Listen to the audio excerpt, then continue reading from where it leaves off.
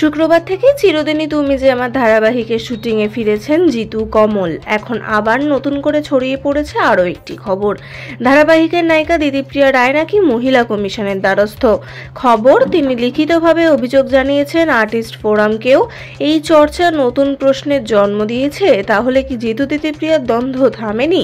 জানা যাচ্ছে দিতিপ্রিয়া আর্টিস্ট ফোরামে লিখিতভাবে নিজের সমস্যার কথা জানান। এদিকে শোনা যাচ্ছে সমাজ মাধ্যমে জিতুর অনুরাগীদের ক্রমাগত কটূক্তি কটাক্ষ নায়িকা নিতে পারছেন না। মানসিকভাবে বিপর্যস্ত নায়িকা কাজে মন বসাতে পারছেন না।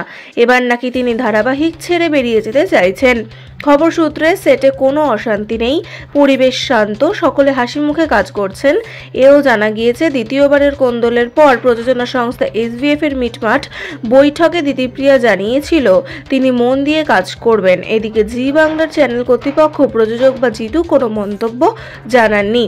ফের কি ধারাবাহিকের ভবিষ্যৎ নিয়ে আশঙ্কার মেঘ ঘনীভূত হচ্ছে? প্রশ্নের জবাব সময়ের ওপরই ছেড়ে দিতে হচ্ছে। আপনাদের এই বিষয়ে কি মতামত জানান কমেন্টে।